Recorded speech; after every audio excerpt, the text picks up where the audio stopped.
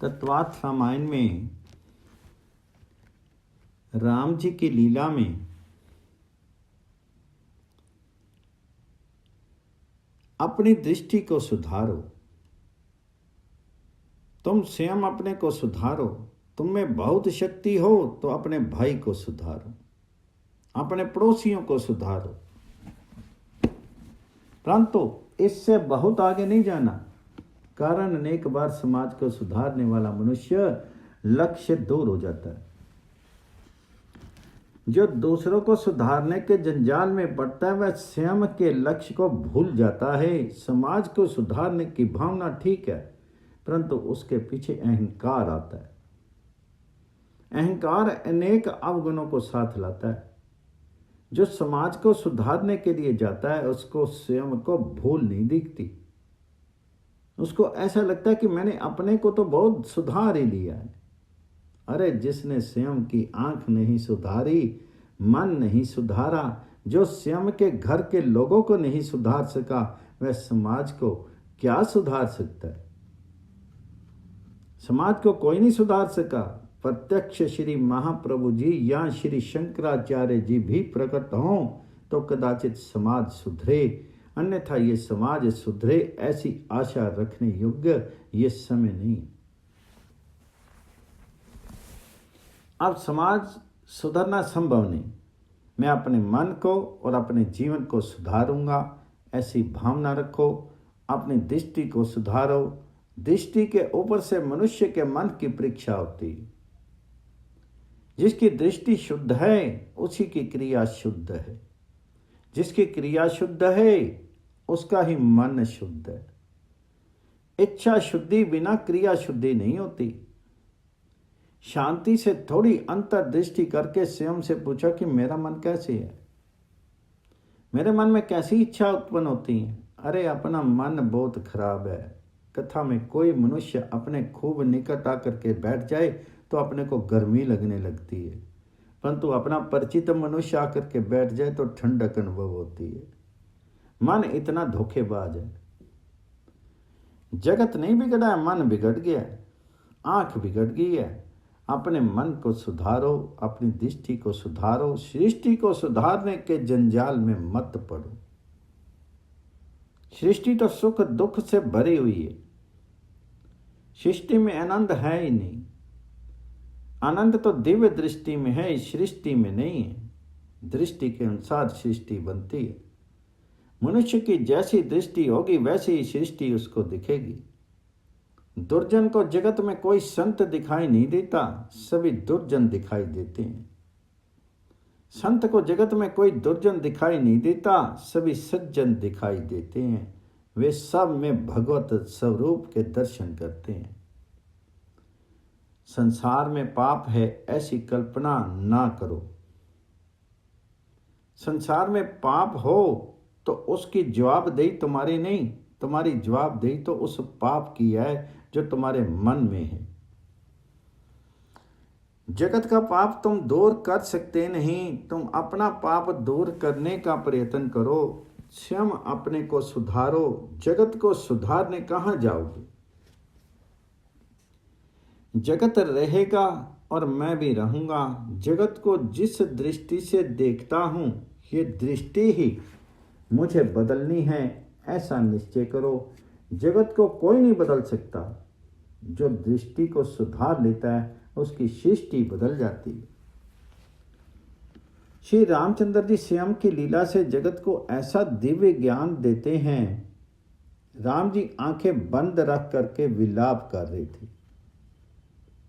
राम जी आनंद रूप हैं, ममता अहंकार रहित हैं, सुख दुख से परे हैं, फिर भी अत्यंत दुखी हों। हाँ सीते सीते कह करके विलाप कर रहे थे।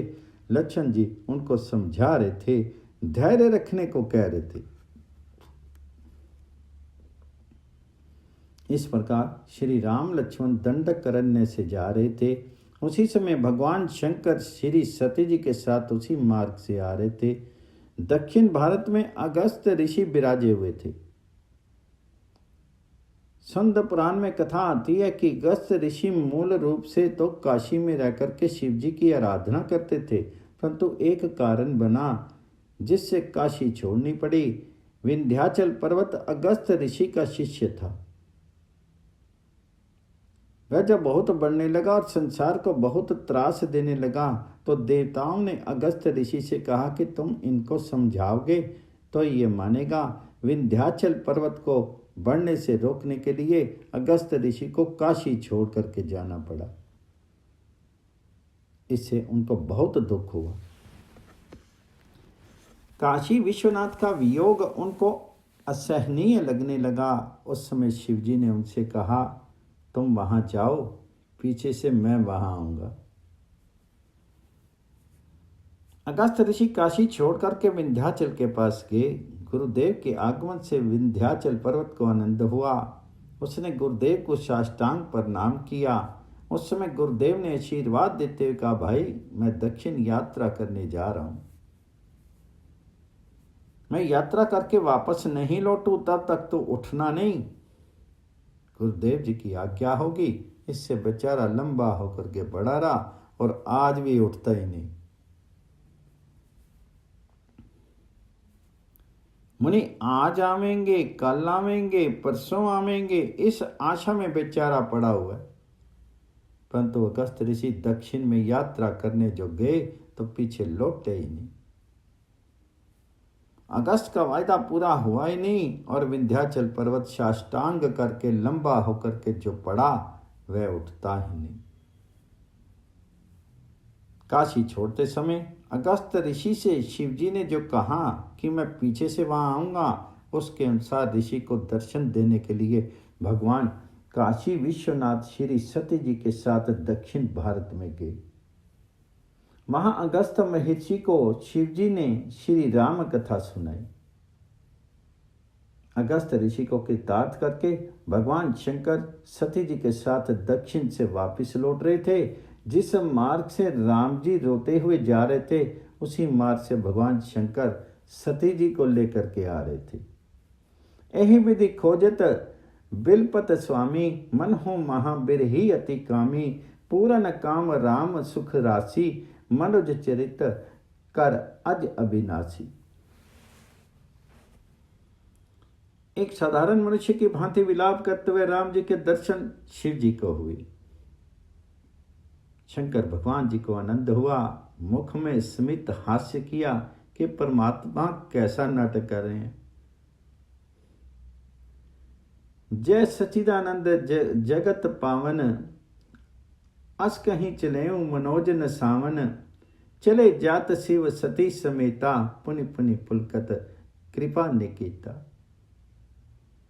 शिव जी ने मन ही मन जय सच्चिदानंद कह करके राम जी को प्रणाम किया। सती जी को आश्चर्य हुआ। उन्होंने शिव जी से पूछा, महाराज तुम किसको वंदन करते हो? तो शिव जी ने कहा, अपने राम जी को प्रणाम करता हूं। सीता जी ने पूछा, ये राम कौन है? तो शिव जी ने जवाब दिया, राम परमात्मा है। सती जी बोली, ना ना ना, ये परमात्मा नहीं, ये तो दशरथ के पुत्र हैं और रोते रोते जा रहे हैं। तो शिव जी ने कहा, देवी ये तो नाटक करते हैं, ये तो परमात्मा हैं, ये आनंद रूप हैं। जो निर्गुण निराकार सर्वव्यापक ब्रह्म हैं वे ही श्री राम हैं। तो सती जी ने कहा, महाराज तुम कहते हो परंतु मेरे ध्यान में नहीं आता। निर्गुण निराकार ब्रह्म तो सर्वव्यापक है, ये राम किस प्रकार से हो सकते हैं? शिव जी ने कहा, इसमें क्या बाधा है, ये तो अनेक आकार बना सकते हैं, धारण कर सकते हैं। तो सती ने कहा, महाराज परमात्मा तो आनंद रूप है और ये तो रोते हैं। तो शिव जी बोले, रोते हैं इसमें क्या हुआ, ये तो लीला करते हैं, ये लीला कर रहे हैं। सती जी ने पूछा, महाराज जो रोता है उसको प्रणाम करने से क्या लाभ? शिव जी ने कहा, ये रोते नहीं, अंदर से शांत है, आनंद रूप हैं। रोना माया का धर्म है। माया का धर्म राम जी में भले दिखे परंतु ये दुखी नहीं, ये आनंद रूप है, ईश्वर है। राम ब्रह्म व्यापक जग जाना, परम आनंद परेश पुराना। जगत प्रकाश्य प्रकाशक रामो, मायाधीश ज्ञान गुण धामो, जासु सत्यता ते जड़ माया, भास सत्य एव मोह सहाया। शिव जी सती जी को समझाते हैं, परंतु सती जी का मन नहीं मानता। उन्होंने कहा, महाराज आपकी बात मेरे ध्यान में नहीं आती। ये आनंद रूप हैं, फिर भी रोते हैं, ये क्यों रोते हैं? तो शिव जी ने कहा, ये तो रावण सीता जी को ले गया इसलिए रोते हैं। सती जी ने पूछा, कितने दिन हुए? तो शिव जी बोले, 2-3 दिन हुए। तो सती जी ने कहा, जो स्त्री के वियोग में रोता है, जिसको स्त्री का वियोग सहन नहीं होता है, उसके तुम पग लगते हो। महाराज तुम तो सर्वज्ञानी पुरुषों में अतिशय श्रेष्ठ हो, फिर भी स्त्री के वियोग में रहने वाले एक साधारण राजकुमार को तुम प्रणाम करो, ये ठीक नहीं। तो शिव जी ने कहा, ये राजकुमार नहीं है, ये किसी के पुत्र नहीं, ये तो सबके पिता हैं, ये सबसे श्रेष्ठ हैं। तो सती जी ने कहा, महाराज मुझको ये ठीक नहीं लगता, ये तो स्त्री के वियोग में रोते हुए जा रहे हैं। तुम तो किसी दिन मेरे सामने देखते भी नहीं। तो शंकर दादा का गृहस्थ आश्रम दिव्य है। श्री सीताराम जी साथ बैठते हैं, श्री राधा कृष्ण जी साथ विराजते हैं, लक्ष्मी नारायण साथ विराजते हैं, परंतु शंकर भगवान जी एक तरफ और पार्वती माता एक तरफ। शंकर पार्वती साथ साथ बैठे हैं, इस प्रकार मंदिर में दर्शन होते हैं। शिव जी वैराग्य के स्वरूप है। ज्ञान वैराग्य शिव जी में परिपूर्ण है। द्वारकानाथ ने शंकर दादा से बहुत आग्रह किया, तुम लगन करो, लगन करो। तब शिव जी ने लगन की। लगन करने के बाद पार्वती जी को श्री कृष्ण कथा, श्री राम कथा सुनाई और कहा, एक तरफ बैठी बैठी तुम राम राम करो और एक तरफ मैं राम राम करूं, मेरे पास मत आना, दूर हो। प्रकृति का स्पर्श होने के बाद कुछ विकार जागता है, इसलिए प्रकृति से दूर रहना चाहिए।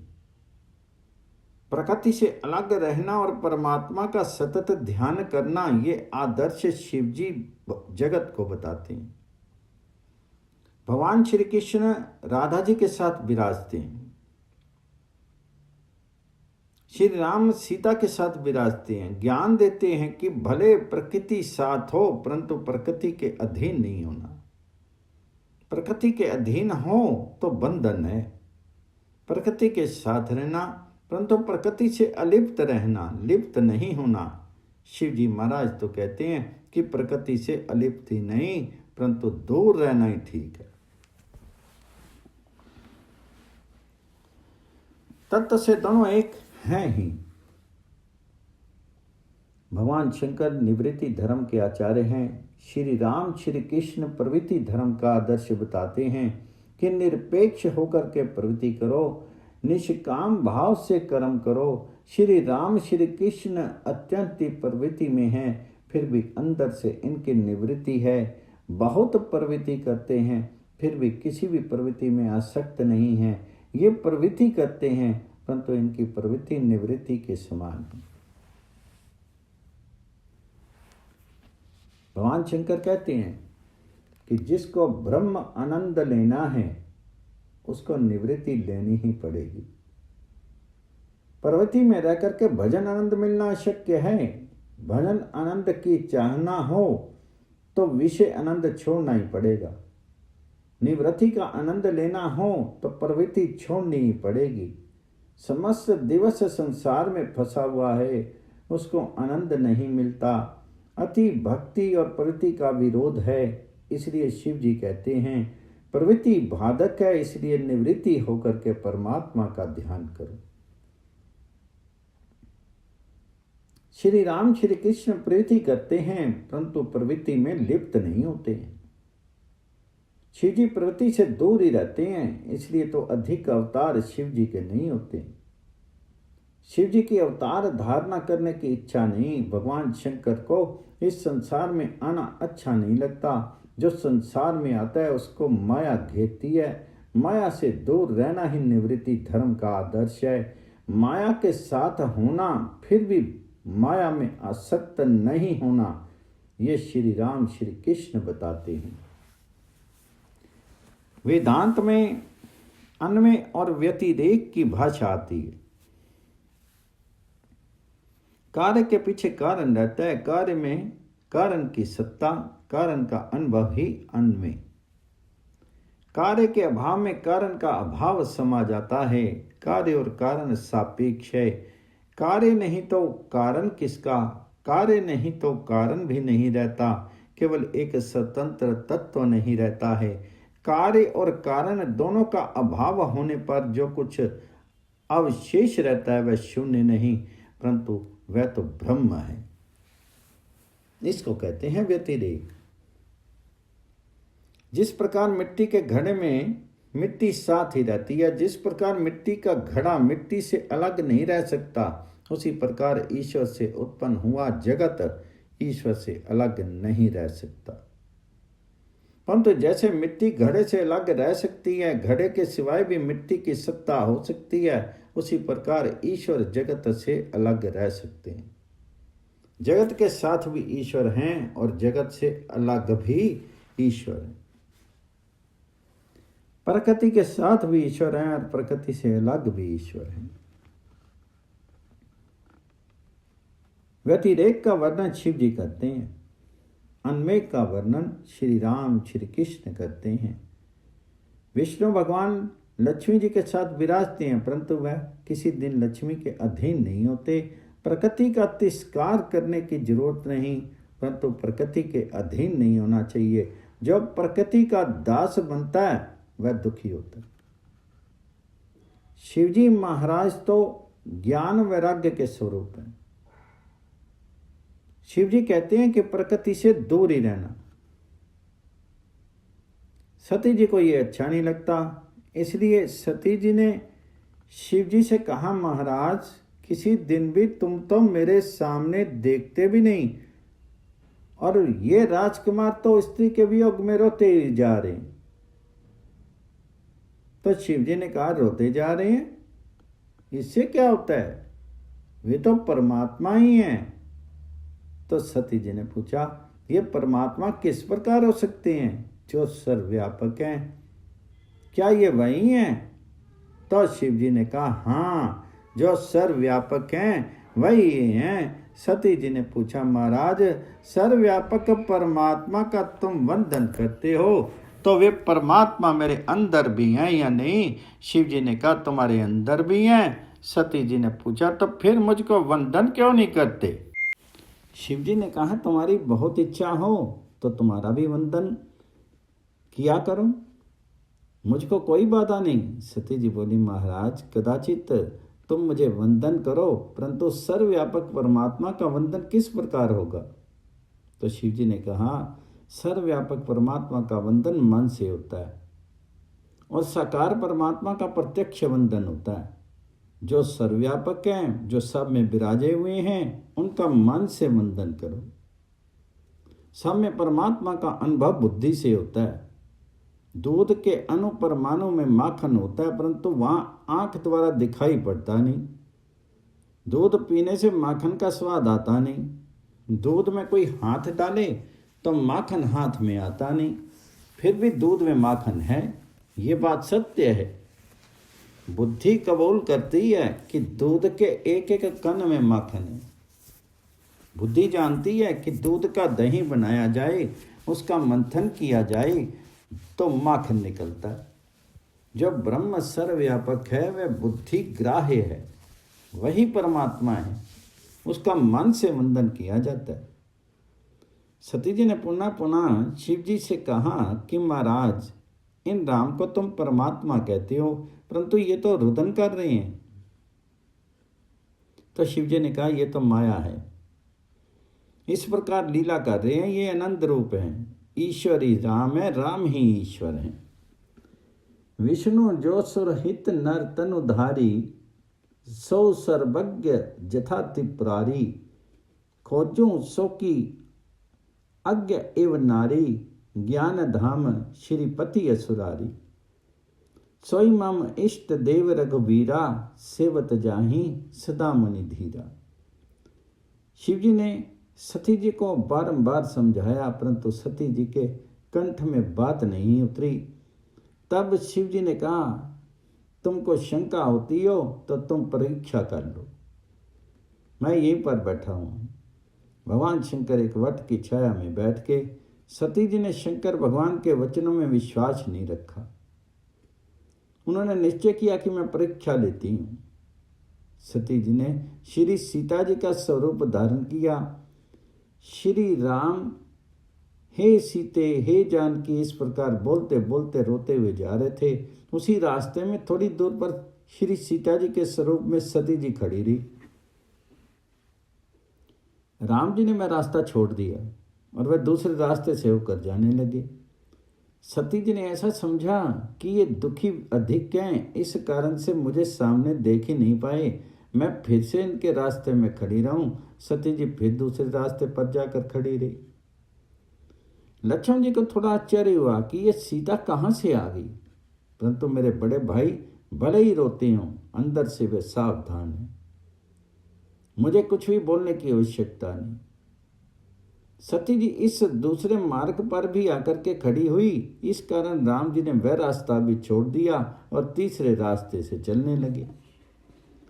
सती जी ने विचार किया कि इनकी दृष्टि अभी तक मेरे ऊपर ही नहीं पड़ी, अब तो एकदम इनके पास ही जाकर के खड़ी होंगी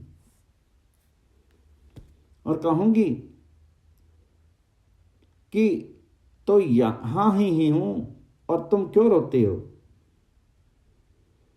तो सती जी राम जी के एकदम नजदीक जाकर के खड़ी हो गई। राम जी से कहा, मैं तो यहां, आप रो मत। सती जी ने स्त्री धर्म की तरह थोड़ी लीला की, परंतु श्री रामचंद्र जी बहुत ही सावधान थे। सती कपटो जाने सुर स्वामी, शब्द रसी सब अंतर्जामी। श्री रामचंद्र जी ने धरती के ऊपर मस्तक करके सती जी का वंदन किया और कहा, कहें बहोरी कहाँ वृष केतु, विपन अकेली फिरू कहीं हेतु। माँ, शंकर भगवान जी कहाँ हैं? आप अकेली को जंगल में फिर रही हैं, मुझे तो शिव जी के दर्शन करने हैं। तब सती जी को आश्चर्य हुआ कि ये भले रोते हैं परंतु अंदर से सावधान है। ये ज्ञान स्वरूप है। चाहे जैसा बादल आवे परंतु सूर्य के स्वरूप में जरा भी विकार नहीं होता। अरे बादल उत्पन्न करने वाले तो सूर्य ही हैं। सूर्य नारायण की किरणों से बादल उत्पन्न होता है और इस बादल में सूर्य स्वयं को ढक लेते हैं, परंतु सूर्य में तनिक भी विकार नहीं होता। श्री रामचंद्र जी ज्ञान सूर्य हैं, ज्ञान स्वरूप हैं। सती जी को इसका विश्वास हो गया। दक्षिण भारत में तुलजा भवानी है, इनका नाम तुकाई है। तुकाई है। दक्षिण के लोग माँ को आई कह करके बुलाते हैं। तो काई पार्वती माता का स्वरूप है। राम जी ने कहा, माँ तुम अकेली यहाँ क्यों आई? तुकाई, इसलिए तुकाई नाम पड़ा है। सती जी को विश्वास हुआ कि श्री राम परमात्मा हैं। मुझसे जो भगवान शिव कहते थे वे बात सच्ची है। सुमृत जाहि मिटी अज्ञाना, सोई सर्वज्ञ राम भगवाना। रोना माया का धर्म है। सगुण परमात्मा की लीला में माया के धर्म भले ही दिखें, परंतु ये माया रहित शुद्ध ब्रह्म है, ये ईश्वरी हैं। सती जी को परम आश्चर्य हुआ। परमात्मा श्री रामचंद्र जी के अनेक स्वरूपों का वर्णन ग्रंथों में हुआ है। परमात्मा सगुण साकार है और परमात्मा निर्गुण निराकार भी हैं। सगुण साकार परमात्मा के साथ प्रेम होता है, जो निर्गुण निराकार है उन ईश्वर के साथ प्रेम नहीं होता। ज्ञानी पुरुष ब्रह्म चिंतन करते हैं, परंतु घंटे 2 घंटे पीछे इनको थकान लगने लगती है। निराकार निष्क्रिय ब्रह्म का चिंतन करने से आनंद तो आता है, परंतु बाद में मन थक जाता है। जो परमात्मा हिलते नहीं, चलते नहीं, उन प्रभु का ध्यान करते हुए मन थक जाता है। वैष्णव निष्क्रिय ब्रह्म का चिंतन नहीं करते, परंतु लीला विशिष्ट ब्रह्म का ध्यान करते हैं। वैष्णव का ब्रह्म तो बोलता है, चलता है, हंसता है, खेलता है, नाचता है, प्रेम करता है, छम छम करता हुआ कन्हैया जिस प्रकार चलता है ऐसा चलना भी किसी को नहीं आता। वैष्णव अष्टयाम की सेवा का चिंतन करते हैं। सवेरे कन्हैया उठता है, यशोदा माँ कन्हैया का सुंदर श्रृंगार करती है। माता जी लाला को माखन मिश्री रोकती है। कन्हैया गाय लेकर के जाता है, गायों की सेवा करता है। सवेरे से लेकर के रात्रि की रास लीला हो तब तक एक एक लीला का वैष्णव बहुत प्रेम से चिंतन करते हैं। सगुण साकार परमात्मा के साथ प्रेम होता है। निर्गुण निराकार ईश्वर का बुद्धि में अनुभव होता है। निराकार ब्रह्म इतना ही है, परंतु इस निराकार ब्रह्म का अपने को बहुत उपयोग नहीं। लकड़ी में अग्नि होती है, सब जानते हैं कि लकड़ी के एक एक कण में अग्नि है, परंतु बहुत सर्दी लगे तब किसी लकड़ी का स्पर्श करो, इससे लकड़ी में रहने वाली अग्नि कुछ गर्मी देती है। लकड़ी में अग्नि है, इतना ही ज्ञान मात्र है। लकड़ी के अणु परमाणु में अग्नि है। दूध के एक एक कण में माखन है, परंतु ये निराकार है। निराकार ईश्वर सर्वव्यापक है, परंतु किसी को दिखते नहीं। बुद्धि से ही इसका अनुभव होता है। सगुण के साथ प्रेम करो और निर्गुण ईश्वर सब में, ऐसा हर समय अनुभव करो। परमात्मा सब में है, ऐसा हर समय जो समझता है उसको पाप करने की जगह नहीं मिलती। जो लोग ऐसा मानते हैं कि भगवान वैकुंठ में और मंदिर में भी बैठते हैं, उनके हाथ से पाप होता है। तुम जहाँ हो वहाँ ईश्वर है। जगत में ऐसी कोई जगह नहीं जहाँ भगवान जी नहीं विराजते हैं। परमात्मा सर्वव्यापक है। राजा राजमहल में रहता है, परंतु राजा की सत्ता उनके राज्य में सब ठिकाने होती है। उसकी सत्ता राज्य के अणु परमाणु में है। सत्ता का कोई आकार नहीं, कोई रंग नहीं। सत्ता काली सफेद अथवा पीली नहीं। राजा भले ही राजमहल में होगा, परंतु सत्ता के रूप में राजा सब में है। राजा में सत्ता ना रहे तो राजा का अस्तित्व नहीं। कल्पना करो, एक अतिशय श्रीमंत की मोटर रास्ते में जा रही है। श्रीमंत को बहुत महत्वपूर्ण काम है। वह मोटर बहुत वेग से जा रही है, फिर भी रास्ते के ऊपर वाहन का नियमन करता हुआ खड़ा हुआ एक सिपाही हाथ ऊंचा करे तो श्रीमंत को भी मोटर खड़ी रखनी पड़ती है। यह सम्मान सिपाही का नहीं, राज सत्ता का है। श्रीमंत को कदाचित मन में घमंड हो कि ऐसे तो बहुत सिपाहियों को मैं घर में नौकर रख सकता हूँ। उसकी बात सच्ची है, परंतु इस सिपाही में राज सत्ता है। सत्ता कोई रंग नहीं, सत्ता का कोई आकार नहीं, परंतु सत्ता है, ये बात सच्ची है। निर्गुण निराकार ईश्वर सब में सर्वकाल विराजते हैं। निर्गुण और सगुण भगवान जी के इन दो स्वरूपों का वर्णन ग्रंथों में आता है। वेद में अनेक ठिकाने ऐसा भी वर्णन आता है कि ईश्वर का कोई आकार नहीं, ईश्वर निराकार है, तेजो में है। ईश्वर का आकार नहीं, इसका अर्थ यह कि ईश्वर का कोई एक आकार नहीं। अरे शंख चक्र गदा हाथ में हो उसको ही ईश्वर कहा जाएगा। हाथ में त्रिशूल धारण करने वाला ईश्वर नहीं। धनुष्यबाण हाथ में हो वह ईश्वर नहीं। ईश्वर का कोई एक स्वरूप निश्चित नहीं कि इस स्वरूप में दिखे, वह ही ईश्वर कहलाते हैं। जगत में जितने रूप देखते हैं तत्व से परमात्मा के ही स्वरूप है। अनेक रूप रूपाए विश्व ने प्रभु विश्व ने।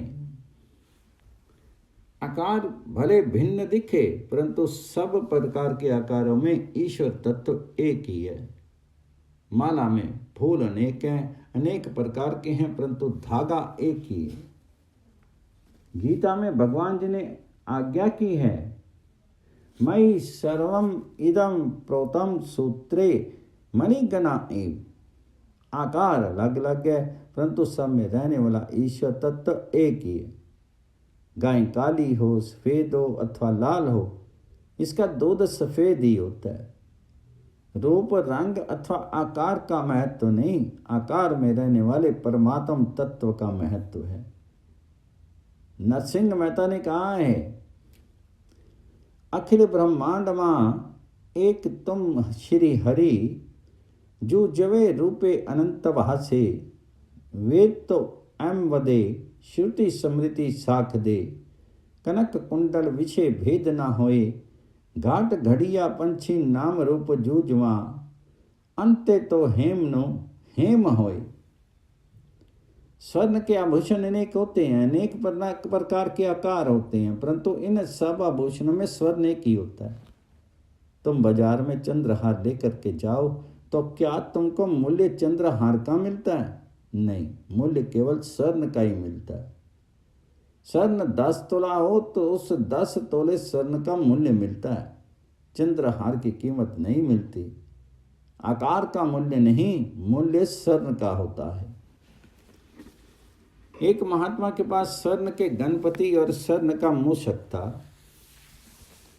शीर विद्रोह गया, काल समीप आया हुआ जान करके महात्मा ने विचार किया कि मेरे जाने के पश्चात मूर्ति के लिए चेले झगड़ा करेंगे, इसलिए उचित यह है कि मूर्तियों को बेच दिया जाए और उसमें से भंडारा कर दिया जाए। महात्मा मूर्तियां बेचने गए। गणपति की मूर्ति 10 तोले की बैठी और मूषक की 11 तोले की। सुनार ने कहा, गणपति का मूल्य 4000 रुपया और मूषक का मूल्य 4400 रुपया होता है। महात्मा ने कहा, अरे गणपति तो मालिक हैं, उनका मूल्य कम क्यों देते हो? स्वर्णकार ने कहा, मैं तो स्वर्ण का मूल्य देता हूं, मालिक का नहीं। आकार का मूल्य बहुत नहीं, परमात्मा निराकार है, ऐसा जहां वर्णन किया गया है वहां उसका ये अर्थ है कि ईश्वर का कोई एक आकार निश्चित नहीं किया गया है। जगत में जितने आकार दिखाई देते हैं वे सभी तत्व दृष्टि से भगवान के ही आकार हैं।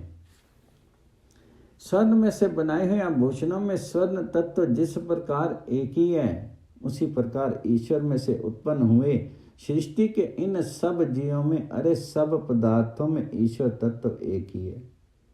ईश्वर सर्वाकार है, ईश्वर का कोई एक आकार निश्चित नहीं है, इसलिए भगवान जी को निराकार कहते हैं।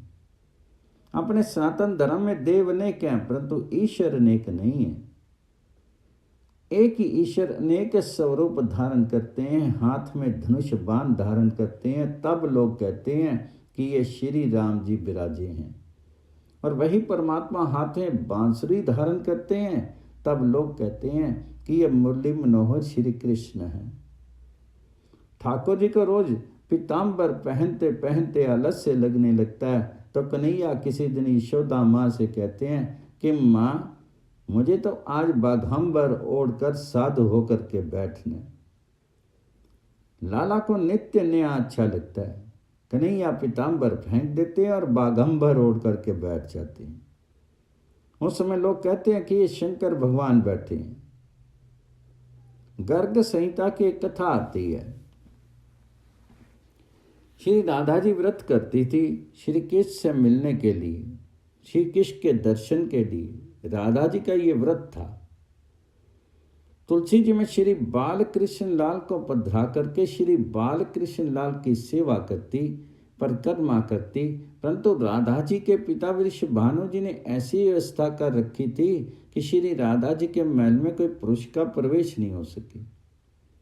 कोई पुरुष राधा जी के महल में नहीं जा सके, राधा जी से मिल नहीं सके। श्री राधा जी के महल में पहरा भी सखियों का ही था।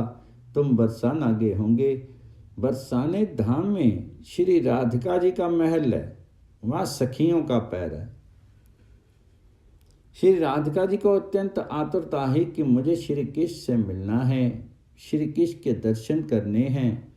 ईश्वर लाला को भी दर्शन मिलन की आतुरता जागी। लाला ने विचार किया कि मैं पीताम्बर पहन कर जाऊंगा तो मुझे कोई अंदर जाने देगा नहीं, मुझे तो अंदर जाना है। उस समय चंद्रावली सखी ने प्रभु से कहा, आज तुम्हारा सभी श्रृंगार मैं करती हूँ। चंद्रावली ने लाला का सभी श्रृंगार सखी स्वरूप में किया। श्री कृष्ण सखी का स्वरूप धारण करके वहां गए। ऋषभ भानु जी वहां विराजे हुए थे उनको ऐसा लगा कि राधा की कोई सखी उससे मिलने आई है। श्री कृष्ण अंदर गए और राधिका जिसे मिलन किया। भगवान साड़ी पहनते हैं, उस समय लोग कहते हैं कि ये माता जी हैं। श्री कृष्ण श्री राम अनेक स्वरूप धारण करते हैं, परंतु ये सभी स्वरूप तत्व से एक ही हैं। देव अनेक हैं, परमात्मा एक है। एक ही परमात्मा अनेक स्वरूप धारण करते हैं। अरे एक मनुष्य भी दिन में अनेक बार कपड़े बदलता है। घर में अंगोछा पहन करके फिरता है और बाहर जाना हो तो ठीक कपड़े पहनता है। कपड़े बदले, इससे व्यक्ति में क्या फेर होता है। एक ही परमात्मा अनेक प्रकार की लीला करने के लिए अनेक स्वरूप धारण करते हैं। परमात्मा निर्गुण निराकार है और परमात्मा सगुण साकार भी है। निराकार का अर्थ है कि कोई एक आकार निश्चित नहीं, वह तो तेजों में है। जैसा स्वरूप धारण करने की इच्छा होती है वैसा स्वरूप प्रकट करते हैं। भगवान कहते हैं कि मेरा कोई आकार नहीं और मेरा कोई श्रृंगार भी नहीं। मेरे भक्तों को जैसा आकार श्रृंगार अच्छा लगता है वैसा स्वरूप और श्रृंगार मैं धारण करता हूं। मैं अपने भक्तों के अधीन हूं। तत्व दृष्टि से विचार करने से सगुण और निर्गुण एक ही हैं। जैसे कि राजा और राजा की सत्ता दोनों एक ही हैं। सत्ता ना रहे तो बाद में वह राजा कहाँ का, परंतु निराकार सत्ता कोई कार्य तो साकार स्वरूप धारण करके ही करती है। आंख में जो देखने की शक्ति है निराकार है। आंख साकार है, निराकार और साकार एक बनते हैं तब क्रिया होती है। निराकार की क्रिया नहीं। आंख में जो शक्ति है उस शक्ति का कोई आकार नहीं। आंख आकार है, ये फूल साकार है, परंतु इसमें जो सुगंध है वह निराकार है। निराकार और साकार दोनों के मिलने पर क्रिया होती है। श्री राम निर्गुण निराकार हैं और श्री राम सगुण साकार भी हैं। तत्व दृष्टि से दोनों अलग नहीं। निर्गुण निराकार ब्रह्म और सगुण साकार परमात्मा एक ही हैं। निराकार ब्रह्म परमात्मा सबके अंदर विराजे हुए हैं। वे प्रकाश में हैं। वे स्वरूप को छिपाते हैं। वे आंख भी नहीं देखते, बुद्धि ग्राह्य हैं। निराकार ब्रह्म सर्वव्यापक हैं। वे किसी का आकर्षण नहीं करते, निग्रह नहीं करते अथवा अनुग्रह नहीं करते। न मेरे हैं न तुम्हारे हैं। ये लीला तो श्री राम करते हैं, श्री कृष्ण करते हैं। लीला के लिए निराकार ब्रह्म ही साकार स्वरूप धारण करते हैं। निर्गुण ब्रह्म ही सगुण लीला शरीर धारण करते हैं और अनेक प्रकार की लीला करते हैं। आनंद रूप परमात्मा की ऐसी दिव्य लीला देखते हुए शिव जी को तनिक भी मोह नहीं हुआ। शिव जी को दृढ़ विश्वास था कि श्री राम ईश्वर ही हैं, परंतु सती जी के मन में थोड़ा विकल्प हुआ और सती जी परीक्षा करने के लिए गई। सती जी को विश्वास हो गया कि यह परमात्मा ही है। वहां से श्री राम लक्ष्मण आगे चले। रास्ते में घायल जटायु के दर्शन हुए। दोनों पंख कट गए थे, रुधिर बह रहा था। वृद्ध जटायु धरती के ऊपर पड़ा था। जटायु की यह दशा देखते ही राम जी की आंखें भीनी हो गई। श्री सीता वियोग का दुख ये भूल गए। राम जी जटायु को काका कह करके बुलाते थे। वाल्मीकि रामायण में कथा आती है कि दशरथ महाराज के साथ जटायु की मित्रता थी।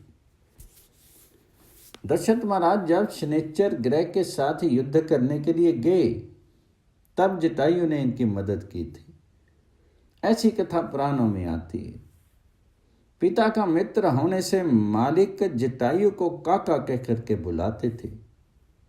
मेरे पिता के मित्र जटायु की ये दशा हो गई। देखते ही राम जी की आंखें भीनी हो गई। श्री सीता जी को भूल ही गए। जटायु बहुत भाग्यशाली गिना जाता है। इसके जैसा सौभाग्य तो महाराज दशरथ को भी नहीं प्राप्त हुआ। अंतकाल में दशरथ महाराज को राम जी का वियोग हुआ था, किंतु अंतकाल में जटायु के पास राम जी पधारे। श्री राम अतिशय सरल हैं, प्रेम की मूर्ति हैं। उन्होंने जटायु को गोद में लिया, जटायु की पीठ के ऊपर हाथ फेरते हुए पूछा, काका तुम्हारी एक दिशा कैसे हुई? तुम्हारे पंख किसने काट डाले? बहुत व्याकुल होते हुए जटायु ने धीरज रख कर करके कहा, सा देवी मम च प्राणा राम नेनो भयम हतम। रावण सीता जी को ले जा रहा था, तब मैंने युद्ध किया। रावण ने कपट किया और मेरे पंख काट डाले। राम जी ने कहा, काका मेरे लिए तुम्हारी ये दिशा हुई, तुमने मेरे लिए प्राण दे दिए। जटायु ने कहा, मेरी एक ही इच्छा थी कि अंतकाल में श्री राम के दर्शन करूं। मैं आपके दर्शन के लिए प्राण रोक करके पड़ा हुआ हूँ कि जब राम जी यहाँ आए तब मैं ये सब कथा कह करके प्राणों को छोड़ूं। मुझे आपका दर्शन हो गया, अब मैं सुख से शरीर छोड़ूंगा। श्री रामचंद्र जी ने कहा, काका तुम कहो तो तुम्हारे शरीर को सुंदर बना दूं, तुम शरीर को धारण करके रखो। जटायु ने कहा, स्मित हास्य से कहा, जाकर नाम मरत मुख आवा, अधमौ मुकत होई श्रुति गावा, सोमम लोचन गोचर आगे, राखो दे नाथ के ही खागे। मरते समय जिसका नाम मुख से निकले तो अधम में मुक्ति प्राप्त हो जाते हैं, ऐसे आप मेरे नेत्रों के विषय बन करके खड़े हो। फिर हे नाथ, अब क्या इच्छा बाकी रह जाती है? अब किस हेतु इस देह को रखने की आवश्यकता है? जटायु ने मना किया।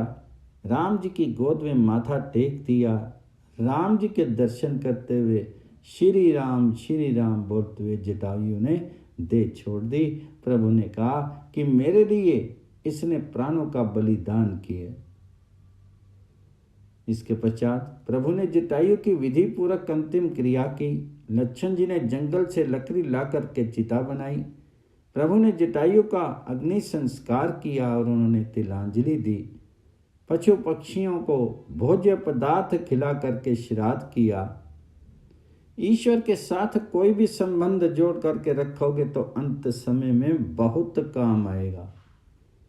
जीव मरते समय संसार का संबंध छोड़ता है, इसलिए बहुत अकुलाता है, बहुत तड़पता है। इसको घबराहट होती है कि अब मेरा क्या होगा। परमात्मा के साथ कोई भी संबंध रखा हो तो मरण सुधर जाता है। मरण का निवारण नहीं हो सकता, परंतु सुधारा तो जा ही सकता है। ज्ञानी पुरुष मरण को टालने का प्रयत्न करते नहीं, मरण को सुधारने का ही प्रयत्न करते हैं। जिसका मरण सुधरता है उसको फिर से जन्म नहीं लेना पड़ता। मरण को सुधारता है परमात्मा के साथ जुड़ा हुआ संबंध।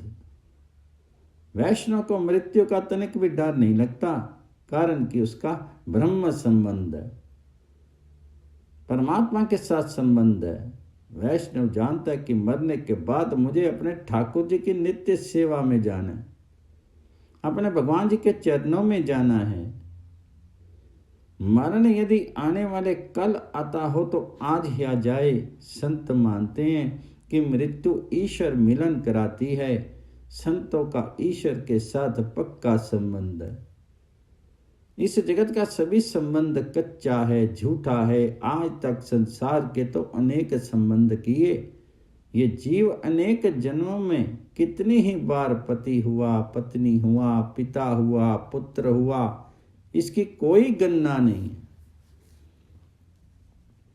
ये संबंध कहाँ गए और इसका अंत अब कहाँ आने वाला है? कब तक ये चलता रहेगा? अब तो प्रभु के साथ प्रेम बांधो, प्रभु के साथ संबंध बांधो। प्रभु के साथ का संबंध ही तुमको संसार के बंधन से छुड़ाएगा। ये जन्म मरण का चक्कर तो चलता ही रहने वाला है। झूठे संबंध बंधते और छूटते हैं, उनका कोई अंत भी नहीं है। अंत तो तब होगा जब परमात्मा के साथ संबंध हो जाएगा। यही संबंध सच्चा है, स्थायी है। जटायु गीध पक्षी है, पक्षियों में भी गीध अधम गिना जाता है, परंतु राम जी के साथ इसका संबंध हुआ और इस कारण श्री राम इसको काका मानते थे। तुम भी राम जी के साथ कोई संबंध जोड़ करके रखोगे तो मरण मंगल में होगा। परमात्मा के साथ संबंध बांधने से ही मरण सुधरता है। संसार के संबंध तो स्वार्थ से भरे हुए हैं। जिस पुत्र के लिए बाप लाखों रुपयों की संपत्ति छोड़ के जाता है, अरे वह पुत्र भी अंतकाल में दगा करता है, बाप के पास बैठता भी नहीं। बाप का जीव तीव्र वेदना सहन करता होता है और पुत्र बाप की संपत्ति की वसीयत कराने की चिंता में होता है। कितने ही तो राह देखते हैं कि अब कैसे होगा, अब जल्दी छुटकारा हो तो ठीक है, आज छुट्टी पूरी हो रही है। जिसके लिए पैसे का त्याग किया, जिनके लिए समय का त्याग किया, वही कुटुंबी ऐसी अपेक्षा रखते हैं कि अब बहुत दिन हो गए, जल्दी ही कुछ हो जावे तो ठीक है। जल्दी ही कुछ हो जावे इसका अर्थ क्या? यही कि मर जाए तो ठीक है, परंतु ऐसा स्पष्ट रीति से बोलते नहीं। पुत्र भी पिता के साथ दगा करता है। परमात्मा से संबंध जोड़ करके रखा होगा तो अंतकाल में बहुत काम आएगा। जटायु का श्राद्ध प्रभु ने किया। जटायु को दिव्य सदगति हुई। श्री रामचंद्र जी ने उसे सारूप्य मुक्ति दी, स्वयं का जैसा दिव्य स्वरूप दिया। आकाश में वह प्रकट हुआ और श्री रघुनाथ जी को वंदन करके जटायु ने स्तुति की। श्री रामचंद्र जी अनंत अचिंत्य सद्गुणों के भंडार हैं। जगत में जितने दिव्य सद्गुण हैं वे सब श्री राम जी में एकत्रित हुए हैं। श्री राम अर्थात कौन? सब सद्गुणों के भंडार ही श्री राम। श्री राम जी के दरबार में भी दर्शन करने वह ही जा सकता है जो राम जी जैसे दिव्य सद्गुण जीवन में उतारता है। यदि कोई दर्शन करने जाए तो हनुमान जी बार गदा लेकर के खड़े रहते हैं। हनुमान जी कहते हैं, अंदर मत जाओ, तुम प्रत्येक स्त्री में मातृ भाव रखते हो, तुम माता पिता की सेवा बराबर करते हो, मेरे राम जी जैसा बंधु प्रेम रखते हो। ये मर्यादा पुरुषोत्तम का दरबार है, वेद शास्त्र की मर्यादा का पालन करते हो। पर स्त्री में मातृ भाव रखें, माता पिता की जो सेवा करे, भाई में जो शुद्ध प्रेम रखे, उसको ही हनुमान जी दर्शन करने जाने देते हैं। नहीं तो पीछे गदा ही दिखाते हैं। जो मर्यादा को भंग करता है उसको हनुमान जी दर्शन करने नहीं जाने देते। उसको तो गदा दिखा करके कहते हैं कि तेरे लिए ही गधा लेकर के यहाँ बैठा हूँ। तू मर्यादा भंग करता है, कथा सुनता है और पाप छोड़ता नहीं। कथा सुनने के बाद भी जो पाप करना चालू रखे उसको बहुत सजा मिलती है। जिसने कथा सुनी ही नहीं में पाप करे तो उसको भी सजा तो होती है, परंतु जिसने कथा सुनने के बाद भी पाप नहीं छोड़ा उसको भगवान 2-4 कोड़े अधिक मारते हैं। भगवान कहते हैं तो कथा में जाता था, तो मंदिर में दर्शन करने जाता था, लोग तुझको वैष्णव कहते थे, तूने कथा में सुना था फिर भी पाप नहीं छोड़ा, इसलिए तुझको अधिक सजा है। कथा सुनो और कथा के सिद्धांत जीवन में भी उतारो। ज्ञान जब क्रियात्मक होता है तब भी सार्थक होता है। कथा सुनने के बाद अपनी करनी को सुधारो। कथा सुनने के बाद पाप नहीं छूटे तो कथा सुनना किस काम का। कथा सुनने के पश्चात भूतकाल में किए पापों का पश्चाताप होना चाहिए, स्वभाव सुधरना चाहिए, आगे कोई पाप ना किया जाएगा ऐसे निश्चय होना चाहिए और हृदय में प्रभु प्रेम जगना चाहिए। कथा सुनने के पश्चात नए जीवन का प्रारंभ होना चाहिए। जो ऐसा नहीं करते उनको अधिक सजा मिलती है। हनुमान जी महाराज प्रत्येक पापकर्ता को सजा देते हैं। हनुमान जी को किसी से डर लगता है क्या? इसलिए गदा हाथ में रखते हैं। अरे हनुमान जी तो पापियों को सजा के लिए गदा रख दें। जटायु ने कहा, मर्यादा पुरुषोत्तम के दरबार में पूर्ण धर्म मर्यादा का पालन करने वाला ही जा सकता है।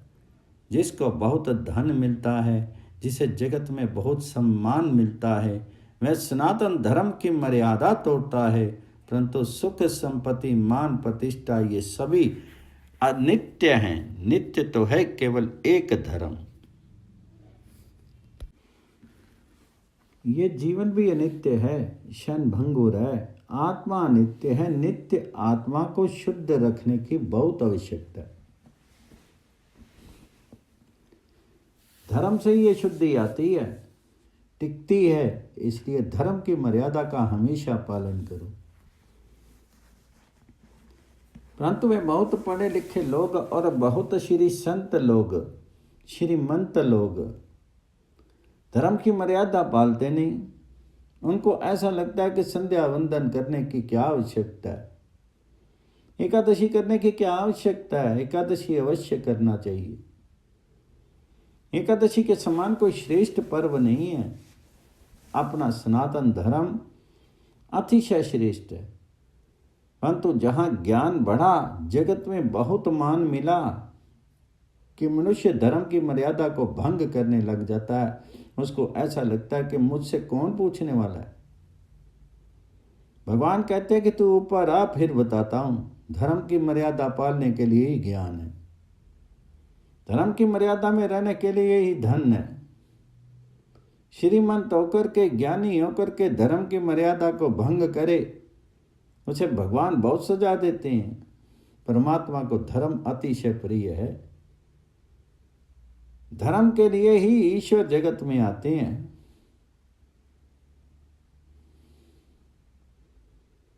धर्म संस्थापनार्थाय संभवामि युगे युगे। कितने ही लोग भक्ति का थोड़ा नाटक करते हैं और पुस्तकें पढ़ करके ज्ञान की कुछ थोड़ी बातें भी करते हैं, परंतु धर्म पालते नहीं। भक्ति और धर्म विरुद्ध हो। ज्ञान यदि धर्म के अनुकूल नहीं है तो ऐसी ज्ञान भक्ति सफल नहीं है।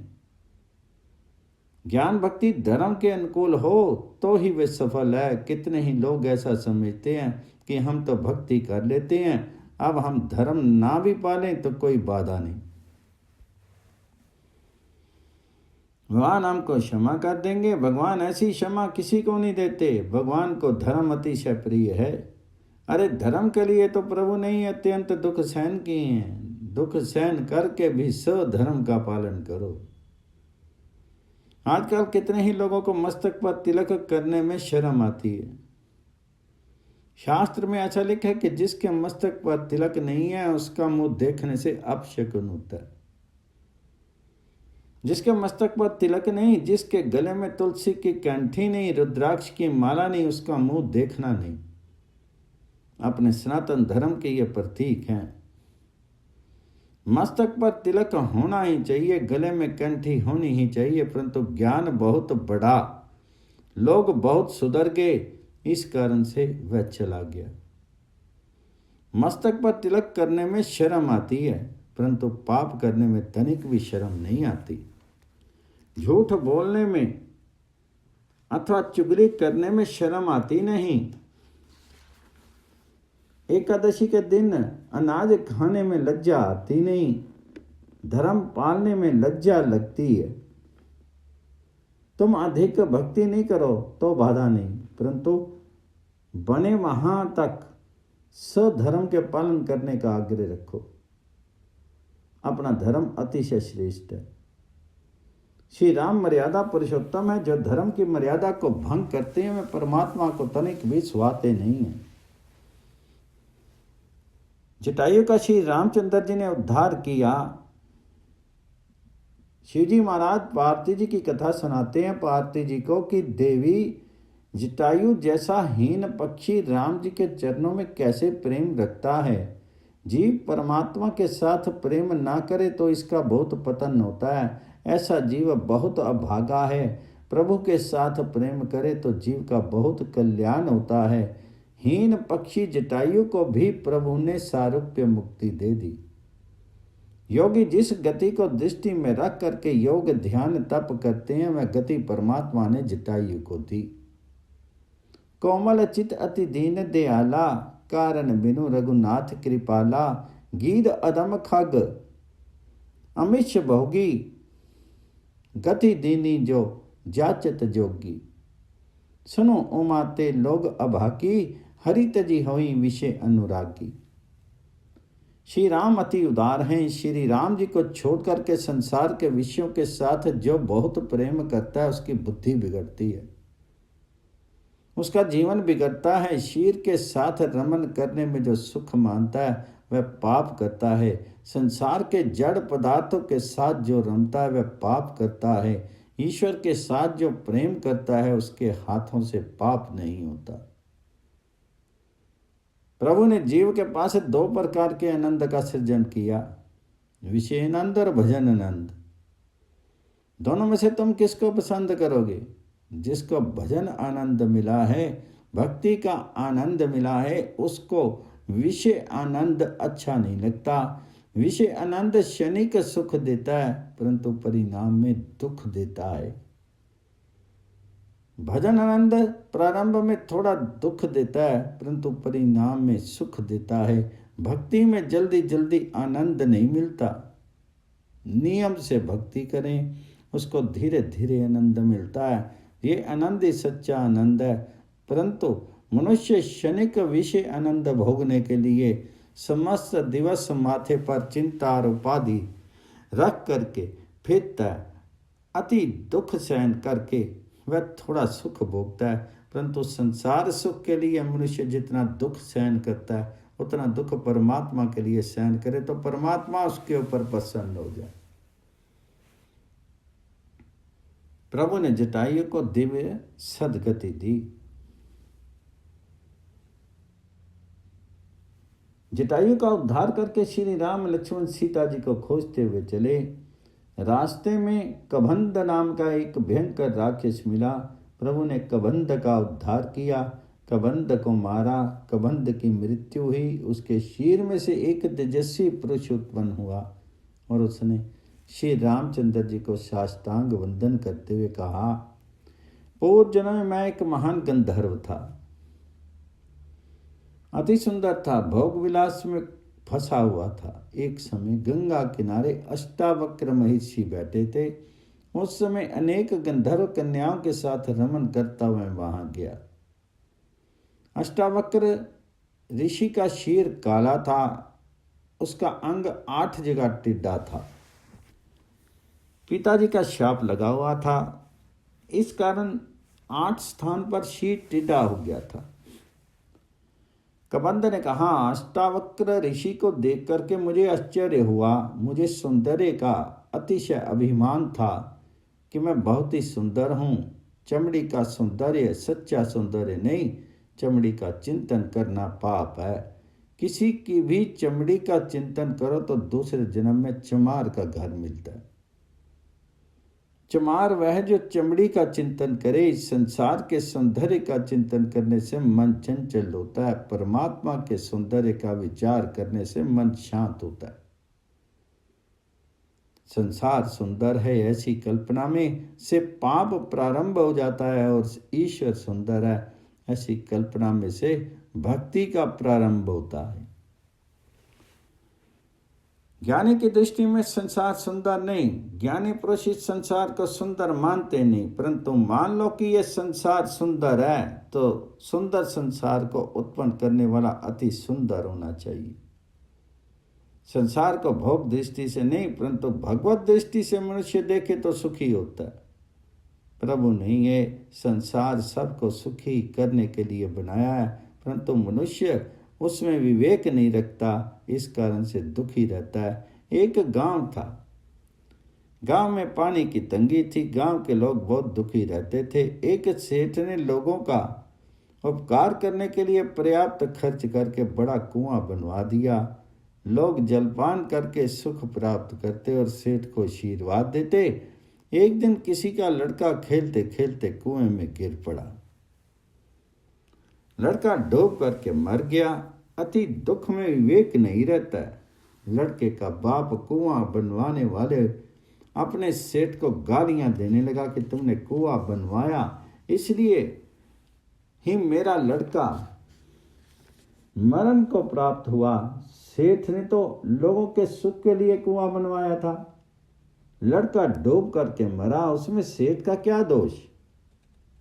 यह संसार भी एक कुआं है, भगवान ने जीव को सुखी करने के लिए ही ये बनाया है। भगवान कहते हैं मैंने किसी को डूब मरने के लिए संसार नहीं बनाया। मनुष्य को विवेक रखना चाहिए। शीर सुंदर है, इस कल्पना से काम का जन्म होता है।